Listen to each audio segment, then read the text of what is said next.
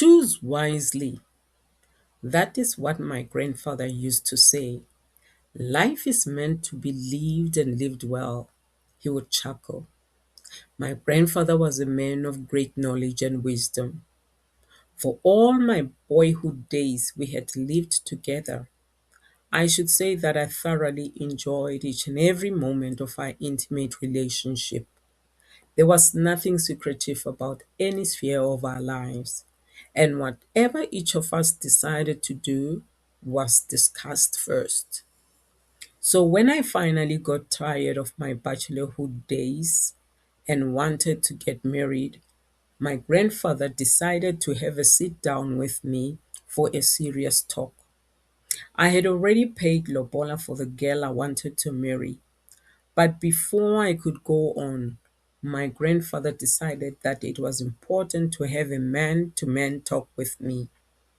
Temba, my son, he began as we were sitting outside by a fire in the evening. I want to warn you before you can continue to marry your widow. I know that you love her very much, but you must understand that marriage is for life and not just something of a passing, fleeting moment. He stopped to light his pipe and he cleared his voice again. Women, Timber, are creatures of a different breed altogether. One can never ever swear to know them perfectly. Even at my age, I still can't say I know them perfectly. I'm aware of their ways, but still I can't say I know everything. He stopped talking for a long time, and I took this chance to ask him a question. Grandfather, are you trying to tell me not to marry Bolekiwe? Is that what you're trying to do? I'm simply warning you, Timber. Your life is your life, and it is in your hands to make it worth living. I would not want to make you do things that you do not want to do, but I would not in any sense tell you or overrule you on what you ought to do with your life, even if it's something that I do not prefer. I've lived my life, and it has been a happy one and a good one. I merely would like to help you decide right, to make the correct choices. He coughed, adjusted his cap on his knee, and continued. I've known women for a long time, Timber. I've had a mother, sisters, girlfriends, and finally a wife. They are all the same and no different. Even if their cultures are different, women are women. In my generation, there were women who were ruthless, greedy, hateful, and sloppy, and I've seen other generations have their own ruthless, greedy, hateful, and sloppy women. In the same breath, in my generation, there have been other women who were loving, caring, clean, and motherly, and I've also seen such women in other generations. He stood up to add more wood to the fire. Please understand me. I am not saying that women are bad people, not at all. When he sat down, he continued. Since the beginning of time, women have always been as caviars as their bodies. What I mean is that their minds have been as caviars as their bodies. They have been strange creatures, and some men have seen them as people of less wisdom but more tricks.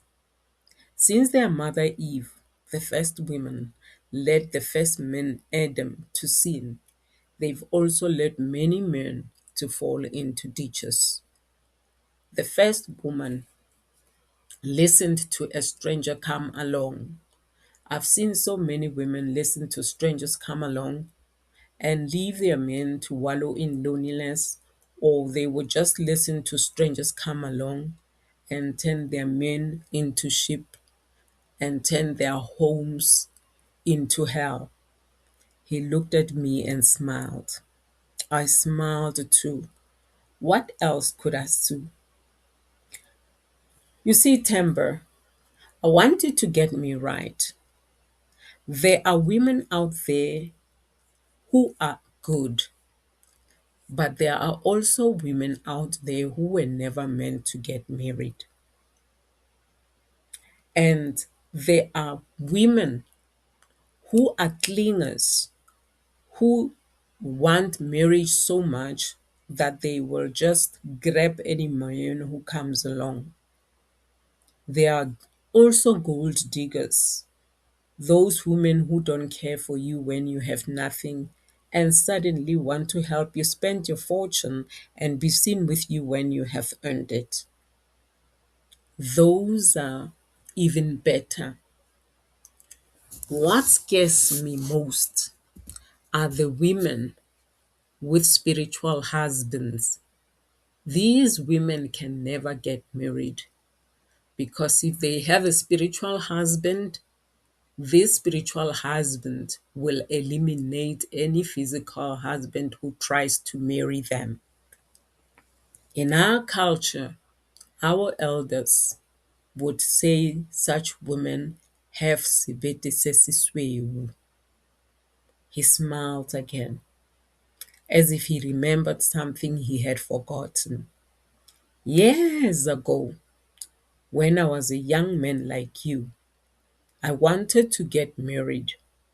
You know, that time when a young man feels he no longer belongs to the youth but to the men is a very critical point in his life. It is a point which decides the rest of his life to come. The wrong move or choice will cause everything to go wrong in his whole life, and the right move will help him to have everything right in his whole life. I've seen young men turn into old men before their time because of a wrong move in their lives. I've seen young men throw their lives away just because they chose a wrong woman. I could not wait to hear what had happened when grandfather had wanted to get married, and I quickly told him so. He laughed and chuckled on. Well, Temba, during our time, our parents chose our partners for us. You know why? You know, some families were known to have mental issues. You know, in September, someone or some of them would lose their minds. Those were families that our parents wanted to avoid. And some families were known as people who liked witchcraft.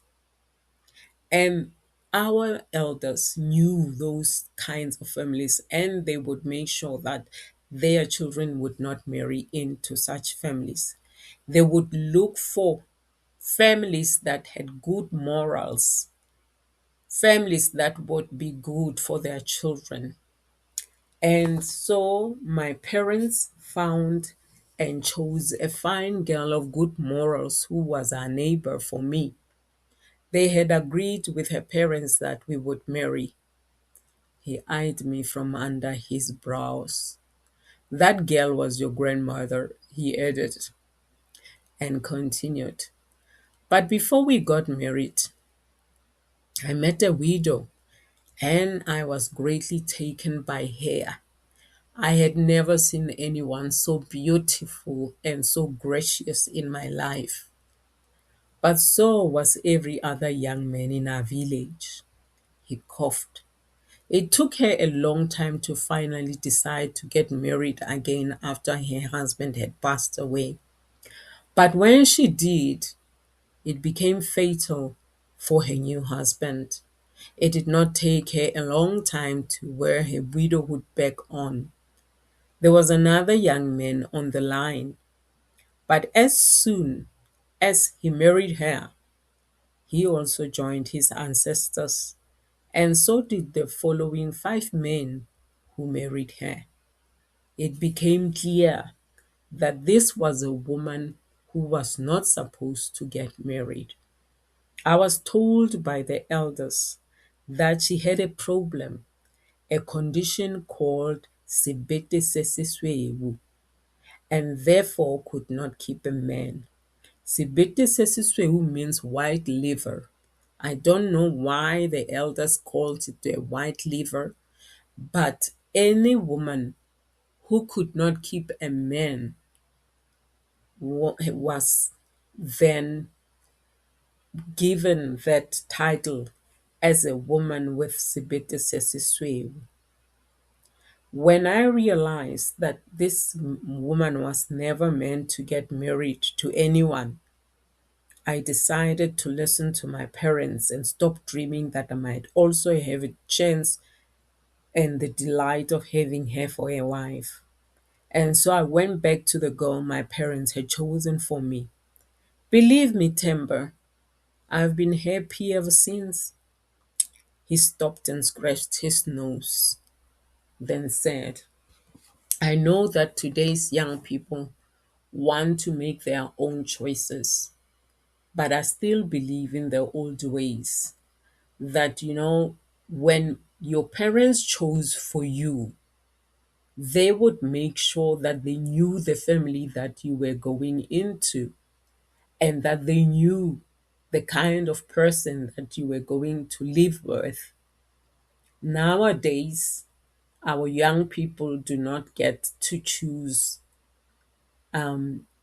right because they follow their hearts. They're told to follow their hearts. And then the next thing, they get into families that they were not even supposed to get into, or they get people with Sebete Sesiswe. I've seen generation after generation have their own widows who have Sebete Sesiswe, white liver. So think well, Tembra, before you commit yourself. Sometimes your own marriage can mean your very own life. It can be a death sentence. My grandson, I don't say your widow has a bit way, but I just want to make you aware that there are such things so that you can beware and lest you step into a snare that you don't know and I haven't told you about it. I don't want that to happen. So I'm telling you this so that you will not step into a trap. Think and choose wisely. There are so many maiden dreaming about you out there. Maiden who never got married and they could make you a good wife. Temba, I want you to live a happy, fulfilled life to the brim. And just as much as I would not like you to buy anything secondhand, I'd be glad if your partner could also be brand new. You see, secondhand things come with their own problems. A second-hand car can never give you as much joy as a new one would, even if it drove well. I'm not trying to insult your widow because she has been married before and you have not been married. But you will never discover the joy that is found in a new car if you decide for a second-hand car. So think about this, Timber, and do what is good for you. I'm only an old man. I want you to make the right choices. He stood up, balancing onto his walking stick. I'm going to bed, grandson. It is midnight now. But please do think about what I've told you and choose wisely. Remember to kill that fire before you go to bed. Good night. He disappeared into the house and left me overthinking. So many thoughts were in my mind. Wow, what did I just hear? I thought as I stared into the fire that was already dying, I thought of Bolekiwe, her sweet voice, her beautiful face, her contagious laughter. I thought of Sebete Sesiswewu, I thought of spiritual husbands. I thought of second-hand things and wondered if I was not bewitched to settle for second-hand when I could have brand new. But but I loved Bolekiwe. But the truth is that I had heard about spiritual husbands, people who are married to spirits. Was Bolekiwe one of those? Why was she a widow at such a young age? As I stared into the flames of fire, I wondered if the flames of love for Bolekiwe would not die down as I knew those would, if they could be eternal or not. I stood up, took a bucket of water, and splashed it over the fire. At that time, I realized that my grandfather's words had been like a splash of water over my love for Bolekiwe. But somehow I wanted to hold on and believe that there was still a spark and not merely smoke in my heart for her. I entered the house, locked the door, and went to my bedroom. In the morning, I would ask my grandfather what could be done with the already paid lobola. It seemed I was already making a decision. I knew how he would answer already. Surely he would say it did not matter and could be claimed back. I crept into bed after turning off the light. I amazingly felt as free as a bird, but still I wanted to hold on. I loved Bulukiwe. However, after my grandfather's words, I I closed my eyes and slept like a baby, knowing that the choice I would make would be a perfect one for me. The end.